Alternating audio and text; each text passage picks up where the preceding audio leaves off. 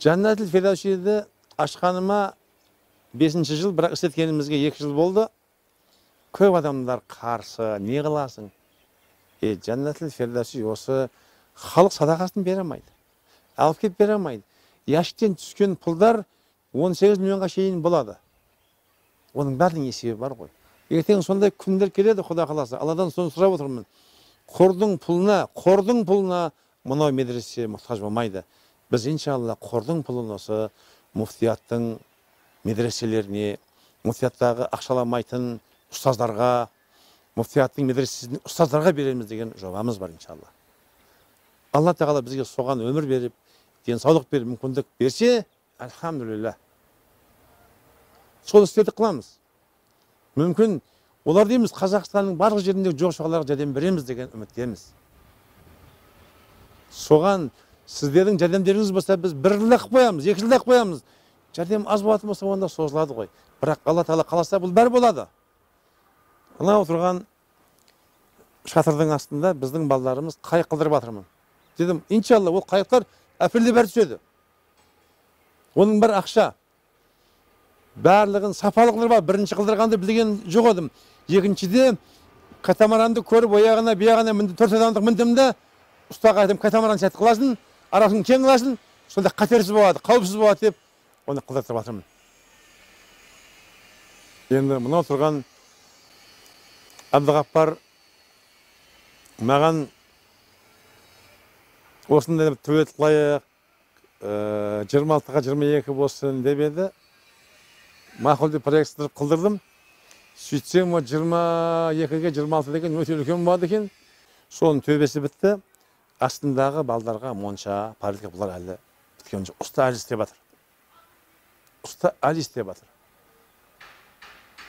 Оның ар жағындағы бассейн бар. Ол бассейніміз біреулер пешкесінің бәріне ақшап қойды да алдап кетіп қалды. Хуршид деген бір өсердегі тәжік бауырымыз, мен олай қып беремін, бұлай қып беремін деді, ақшамызды алды. Мұна тұрған 2 бөшке соның кеміні. Енді оған қарамаймыз да, биыл онда бастаймыз, Құдай қаласа. Алла нәсіп қылса, со күндер жеткізсе. Мына вұршатканың барлығын біз өзіміз құйғанбыз. Ана жерде тұрған вұршатка бар, цехымыз бар. Анау ненің ар жағында шлакоблок құятын цехтарымыз бар. 2 шлакоблок құятын цех бар, 1 пескоблок қоятын. Альхамдулилля. Оның ар жағында отырған жерде аква цехымыз бар. Мұны аквалардың бәріміз өзіміз істейміз. Халыққа сатамыз істеп, өзіміз істейміз. Пайдасының бәрі медресеге. Бірақ мен налогты, бидай егемін, жер егемін, бәріне налогты бер деймін. Налог халықтыке. Налог беруіміз керек. Сонша істі сіз халыққа қыбатсыз ғой десіз, жоқ, халыққа қығаным басқа, альхамдулилля, бірақ налог та берілу керек, альхамдулилля. Біз бәр нәрсеміз налог береміз, альхамдулилля. Енді оның ар жағында бассейнде 3 пар бар, соның біреуін сыртқа халық кеп түсем десе, ақшаға түсетін, оған 15-те 10 ғып үсті жабылған бассейн қоямыз, қысын жазын халық кеп түсе береді. Оның ар жағында келестің бойында бір 20-30 киіз үй қоямыз. Кім сол киіз үйге өзі қаласа ауқатын істеп, моншаға түсіп кете беретін орын қыламыз. Енді мынау тұрғанымыз мінердегі мынау қыздардың медресесін садақа фонд істеп еді. Темір деген жігіттің басшылығында Ақтөбенің кіші жүзі. Арғында бірге істейміз, осыны істеп бергім деп едім. Аға жағдайым келмей тұр деді. Мен айына 5 миллион беріп тұрайын деді. Мейлде бірге істедік. Бұл кісілерде біраз қарасты. Ананың шлакоблогы бар, терезесі бар. Бүкіл бетон цементім бар. Өзім бердім ішіндегі. Ол кісілер плиталарын, арматураларын, соны жаңағы колонналарды құйған ұсталардың ақысын берді. Төбесін жаптылар, алхамдулилля. Енді шамасы келсе, әлде қарасады.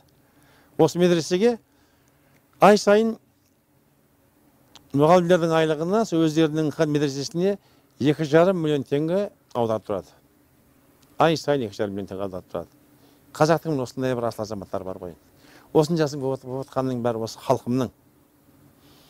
Сондай ұл қыздары бар екен, солардың несімен Болмаса қазақ айтады ғой, жалғыз аттың шаңы шықпайды, жалғыз адамның аты шықпайды деп. Халқым бар екен осында естіп жатыр. Енді оның ар жағында иншалла 500 адамдық шипажай қылып жатырмыз. Оның жерін сатып алдық. 13 миллион 250 мың теңге сатып алдық.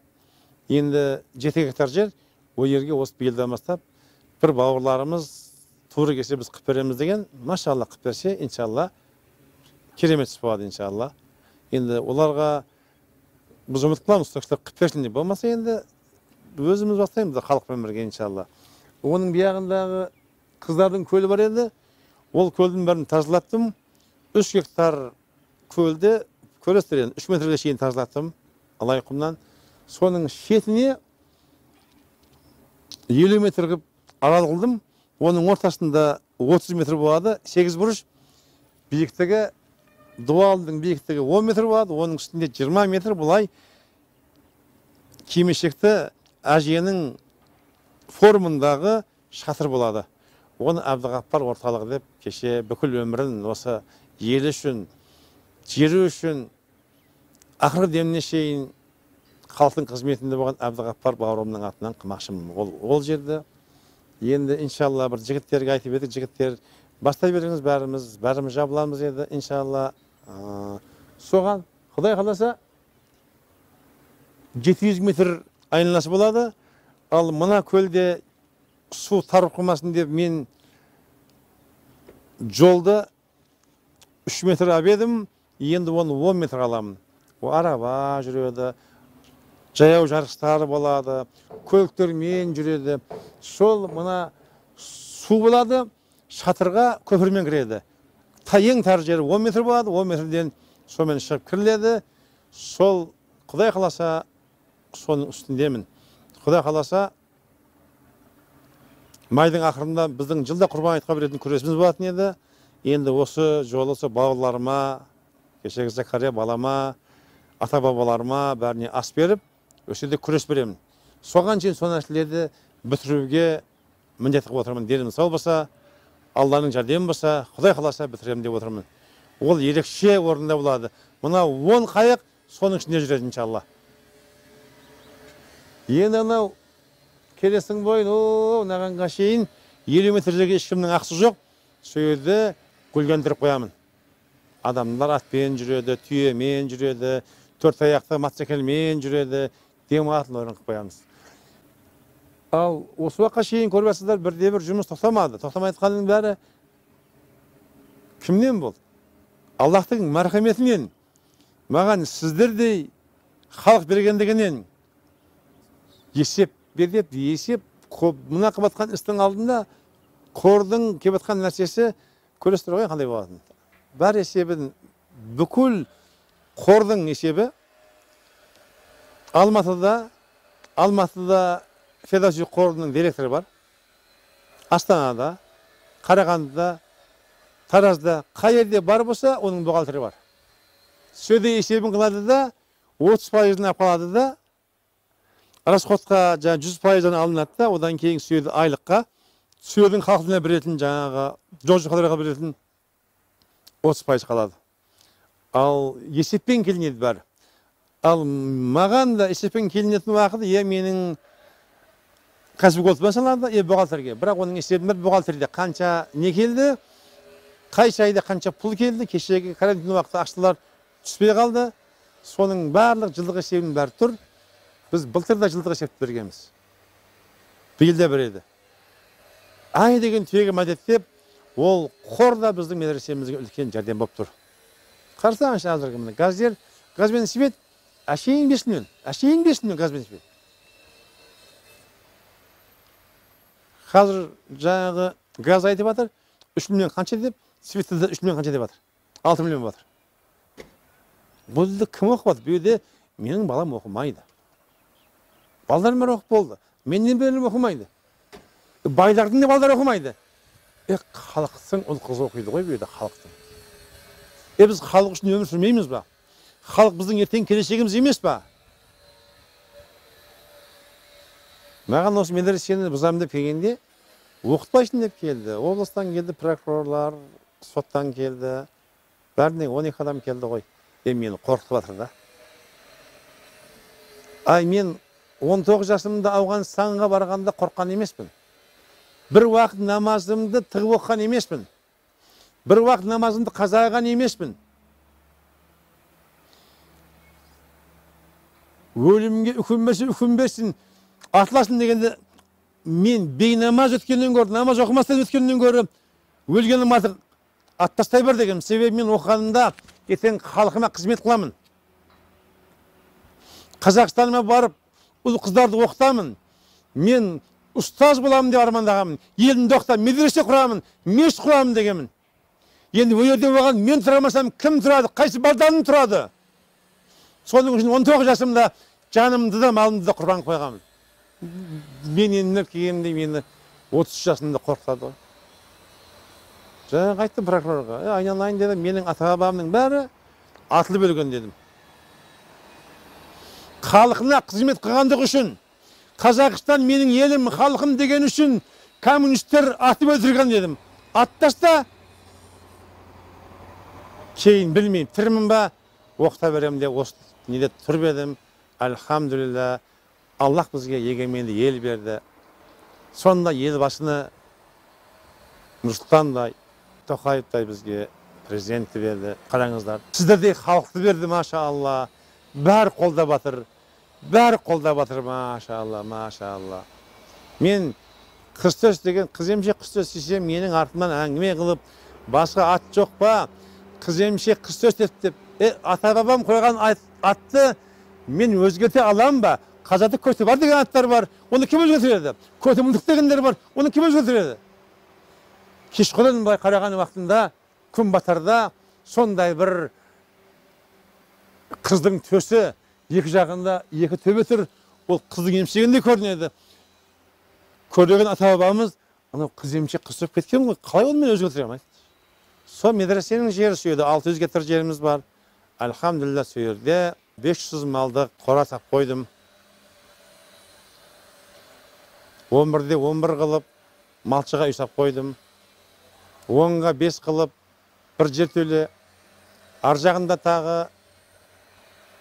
3 үй малшыларға, ал бияғында өзіме шатыр сап қойдым. 6,5 қылып. Сөйерге биыл үмітім бар. 100 саумал қысам, сөйерге халық бар демалса, әнеге макетін қып қойдым өзім. Иншалла бір 200 мың мен бітеді екен біреуі, содан бір 50-60 қойып қойсам, халықтар барып жатып, өзінің кең даласында, көктемнің күнінде саумал ішсе, жаздың күнінде, бір жағы халық пайдаланса, екінші жағы медресе ешкімге қол жазбаса, сондай бір мүмкіндік қысақ деген бір үмітте қып жатырмыз. Сол Қыземшек Қыстөсте 100 шақты сауынды сиырымыз бар. Мына фермамызда неде бордақыларымыз бар. Альхамдулилля. Бұның барлығы ешкімдікі емес, қорадағы малдардың бар менің өзімдікі. Мына қорадағы өзім малдарым. Бірақ мен оның қайсы бірін жеп айттыр. Маған мен неге жейтінім, күркенің етін, қаздың етін жеймін. Күрке бағамда, қаз бағамда, сой боламын, соны жеймін негізім. Кейін пайдалы болады деп, серкенің етін жеймін. Қаған малдың бар осы медресе сойлады бар. Балаларым айтып жатыр, ертең мен өліп кететін болсам, мына балың бар менікі демеңдер. Осы малдың жейтіндер сендердікі, қағаның бар медресеге. Дінмұхаммед деген балама қатты дайындадым. Балам, мына орталықта. Осы жерден ішіп жейтіндерін алыңдар да, қағаны әкемнің жері демеңдер. Бәрі қияметке шейін медресенің жері, қодыр жері болады деп неғып жатырмын. Ал енді Қыстөс 200 метр, енді 100 метр. Соның мына басына жігіттерге бассейн болады, мына басына әйелдерге. Қоршалып, шлака болып кен әдемі дизайнермен қоршалынады. Ал әйелдерді ешкім көрмейді, ерлерді ешкім көрмейді. Ал жан жағында әзіргі D3 витамин деген нәрсе адамдардың көбінде жоқ. Біздің қазақ халқы, ауылдың халықтары күнге шықпайды, загар алмайды. Ол күннен болынады. Соның үшін әрбір жаңағы шомылатын адамға бір есік болады. Ол жерде енді жалаң шошылып жату керек қой. Қыз бала бола ма, ер адам бола ма, өз алдына бөлек бөлмеде жалаңаш жатып құмда загар алады. Енді оның үстіне ағаштар егеміз, жүзімдер егеміз, екі шетінде қатар қазақ үйлер болады. Бұл әлі Орта Азия, Қазақстанда жоқ жоба. Бұл менің жобам. Неше жылдан бір армандаған, ертең медресеге бір ақша түссе, халқым демалса деп. Одан кейін ол өте биік төбе. Жаңағы о жерде ұзбор медресенің балалары ертең мына медреседе 20 мың, ояқта 80 мың, 100 мың бала оқығаннан кейін өйде ұзбор Қазақстанның туын көтеретін, әлемде олимпиада туын көтеретін бір қазақтың санасы ұл қыздарын шығарамын деген арманым бар. Оның бәрінде жаңағы жіппен тартылып, альпинистердің әртүрлі ойындарымен балаларға жаттығулар қылатын мекен, иншалла. Бабаларымыз сияқты Қарекірек Қабанбай, Қанжығалы Бөгенбай, Шапрашты Наурызбай, Албан Райымбек сияқты елін жерін қорғайтын тұлғалар шығады деген бір арманда сөйерге 20 гектарлық бауға батырмын. Соған бауға 20-да 100, тереңдігі 2 метр, 20-да 100-ден бір 11 қымақшымын. Бұл қазір батырмын, ертең онда түтіреміз. Жексенбі күні қазір батырмын. Соған бір күні қыземше Қыстөске малға барып қайттым, малыма барып тұрсам, машинамен сондай жауын жауды. Енді машина жүру мүмкін емес. Машина жүру түрлі төбеге шығып. Я, тоба, мынау бір күн жауатын болса, Нұх алейхиссалам топаны болады ғой. Нұх пайғамбардың топаны осындай болған шығар деп тұрдым да, ой келді. Мен қазір не қылып жүрмін? Одан да осындай бір бассейндер қастам, хауыздар қастам да, күлеңкімен қойсам да, бір сағатта тоғады ғой деп жауап кебедім. Соны, әлхамдулилля, биыл қылдырып атырмын. 12 мың жүзімге Рузумат деген маңдай қызыл болатын жүзім, Меріс деген қап-қара өтімді болатын жүзімге заказ бердім, иншалла, Өзбекстаннан. 5-6 күнде келіп қалады. Жердің бәріне жаңағы тыңайтқыштарды, чорнозонын салып, құмды салып, астына қосуыз амофос салып, агрономияға лайықты бәрін егеміз. Одан кейін оның төбе жағының барлығына шырша, қаратал егеміз. Мен бір заманда шыққанда айтып едім ғой, мен берді борабай қылам деп. Иншалла, ол борабай болмайды, бірақ борабайдан да жақсы орын болады. Себебі борабайда ондай жүзімдер жоқ, алмұрттар жоқ, анарлар жоқ. Мен үйерге сондай үлкен бір бау-бақша қылам деп отырмын, иншалла.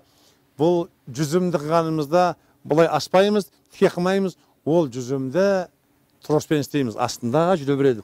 Бой 3 метр болады. Демалатындардың бір астында, салқында отырып не ала береді. Жүзім алайын, жүзімге қол жетпейді. Жүзім биікте болады, иншалла. Оны өзіміз әпереміз ақшаға. Иншалла, сондай бір ниеттерді қылып жатырмыз. Әлхамдулилля, бидайды 1,5 метр бидай егіп қойдық. Биыл бізде қыс қатты жауын болмағаннан әзір жауын жауып жатыр. Бидайымыз әлхамдулилля бәрі жақсы шығайын деп тұр, Құда қаласа. Алланың қалауы. Адамдар маған айтады, егер жауын жаумай қалатын болса, сонша расходты кімне қылады дейді. Неге жауын жаумайды? Жауын жаумаса, малдардың бәрі өледі. Құрт құмырсқа өледі. Қоян, қасқыр өледі. Алла жауын емес қой. Неге олар өледі? Олар өлмейді ме, жауын жауады? Жауын жауады ма, менің бұл бассейндерім толады деп жатырмын, иншалла. Бұл енді үміт қой ағайындар. Әлхамдулилля, бәріңізге рахмет, иншалла. Кім қашан келіп тексерсе, әлхамдулилля, міне біздің құшағымыз ашық, әлхамдулилля.